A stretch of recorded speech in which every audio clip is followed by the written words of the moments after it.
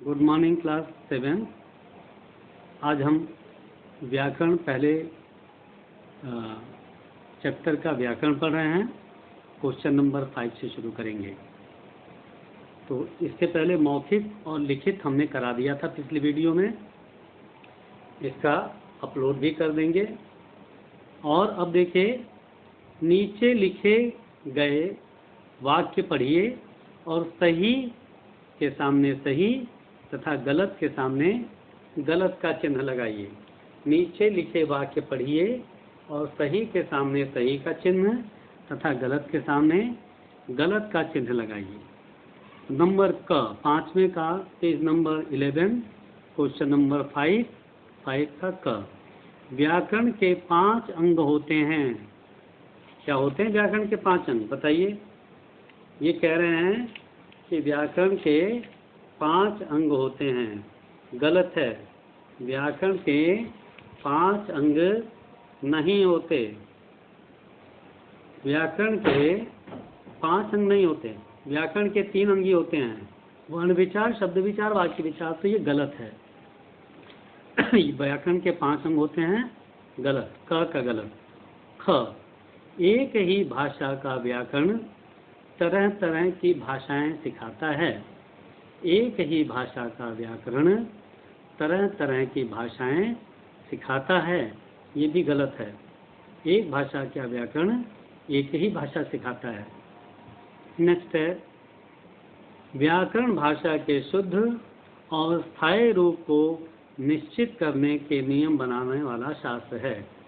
व्याकरण भाषा के शुद्ध एवं स्थायी रूप को निश्चित करने के नियम बनाने वाला शास्त्र है। सही है, ये सही है। घ, भाषा के शुद्ध रूप का ज्ञान प्राप्त करने के लिए व्याकरण को जानना जरूरी नहीं है। अब बताइए, सही है कि गलत है? ये गलत है। भाषा के शुद्ध रूप का ज्ञान प्राप्त करने के लिए व्याकरण को जानना जरूरी है। भाषा के शुद्ध रूप का ज्ञान प्राप्त करने के लिए व्याकरण को जानना जरूरी है। तो ये कह रहा जरूरी नहीं, तो ये गलत है। 5वें का घ गलत। 5वें का अंग, भारत के संविधान में 18 भाषाओं को मान्यता दी गई है। भारत के संविधान में 18 भाषाओं को मान्यता दी गई है। गलत है ये, क्योंकि भारत के सम्मान में 22 भाषाओं को मान्यता दी गई है। पेज नंबर देखिए 10 पर। इसमें असमिया, उड़िया, उर्दू, कन्नड़, कश्मीरी, गुजराती, तमिल, तेलुगु, पंजाबी, बांग्ला, मराठी, मलयालम, संस्कृत, मैथिली, सिंधी, मणिपुरी, डोगरी, नेपाली, बोडो, कोंकणी, हिंदी और संथाली। तो ये भारतीय भाषाएं 22 भाषाओं को मान्यता दी गई है, 18 को नहीं। तो ये क्वेश्चन नंबर 5 का मैं रिवीजन कर देता हूँ, एक बार देख लीजिए। क का गलत, ख का गलत, ग का सही, घ का गलत और अंग का गलत। निम्नलिखित स्थानों पर बोले जाने वाली भाषाओं और उनकी लिपियों का नाम लिखिए। निम्नलिखित स्थानों पर बोले जाने वाली भाषाओं और उनकी लिपियों का नाम लिखिए। तो लिखिए, देखिए क्वेश्चन नंबर 6 का क। दिल्ली, दिल्ली में कौन सी भाषा बोली जाती है? हिंदी।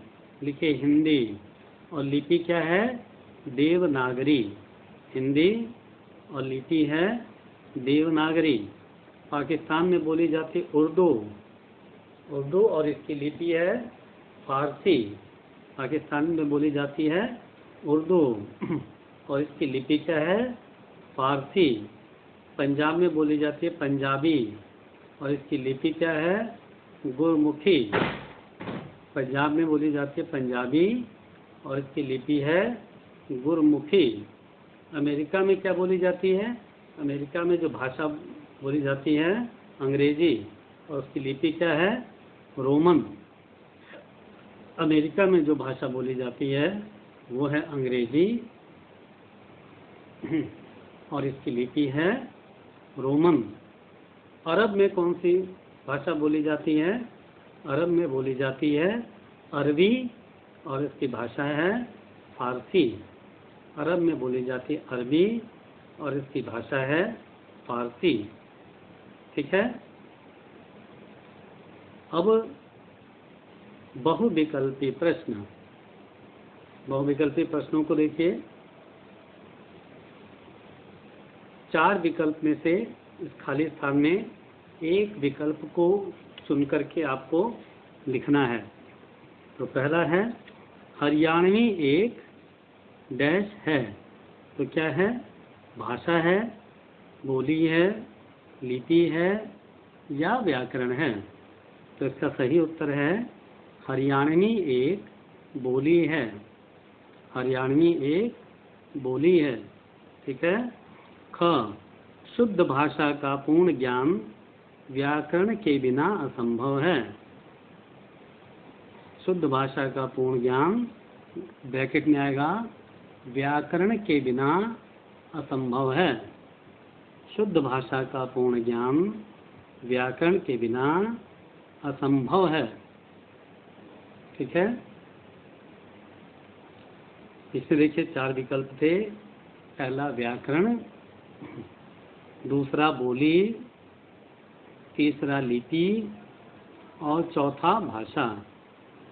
तो शुद्ध भाषा का पूर्ण ज्ञान व्याकरण के बिना असंभव है। ग, मौखिक भाषा में डैश का प्रयोग होता है। मौखिक भाषा में डैश का प्रयोग होता है। तो क्या होता है जी? देखिएगा, मौखिक भाषा में ध्वनियों का प्रयोग होता है। सेकंड, ध्वनियाँ। घ, भाषा के क्षेत्रीय रूप को बोली कहा जाता है। पहले भी देखिए, ये था ना, बोली से आप क्या समझते? मौखिक में भी, तो उसमें भी यही था, भाषा के क्षेत्रीय रूप को बोली कहते हैं। यहाँ देखिए बहुविकल्पी में घ, यही यहाँ पे भी यही है। भाषा के क्षेत्रीय रूप को बोली कहा जाता है। भाषा के क्षेत्रीय रूप को बोली कहा जाता है। अंग, व्याकरण के उस विभाग को जिसमें शब्दों के भेद, रूप, बनावट आदि का वर्णन होता है, उसे क्या कहते हैं? वर्ण विचार, शब्द विचार, वाक्य विचार या भाषा विचार। तो इसमें है सेकंड, शब्द विचार। अब ये फिर से रिपीट कर देता हूँ। बहुविकल्पीय प्रश्न भरिए। हरियाणवी एक बोली है। क का सेकंड, ख का फर्स्ट, ग का सेकंड, घ का सेकंड, अंग का सेकंड। अब आइए हम आते हैं वर्ण विचार। वर्ण विचार, तो वर्ण विचार क्या होता है जी? कुछ पेज चैप्टर नंबर 2, फोनोलॉजी, वर्ण विचार। वर्ण क्या होता है?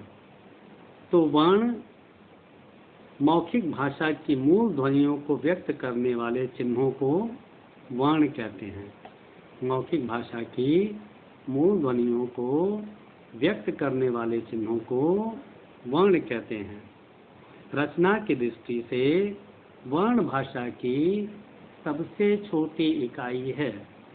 रचना की दृष्टि से यानी वर्ण बहुत सबसे छोटी, इसके और टुकड़े नहीं किए जा सकते। तो वर्ण की परिभाषा क्या है? वर्ण किसे कहते हैं? वह छोटी से छोटी ध्वनि जिसके और टुकड़े न किए जा सकें। वह छोटी से छोटी ध्वनि जिसके और टुकड़े न किए जा सकें वर्ण कहलाती है। क्या कहलाती है? वर्ण कहलाती है। ध्वनि को हम जिस रूप में लिखते हैं उसे वर्ण कहा जाता है। जैसे अ, उ, ए, ग, झ, ड़, प, व आदि। ठीक है जी। अब वर्णमाला किसे कहते हैं? तो वर्णमाला 2 शब्दों से मिलकर बना है, वर्ण और माला।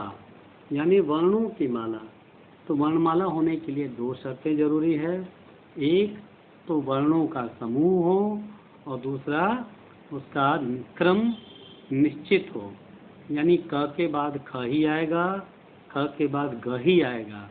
ये क्रम निश्चित होना चाहिए, तभी वो वर्णमाला कहलाएगी। ठीक है जी।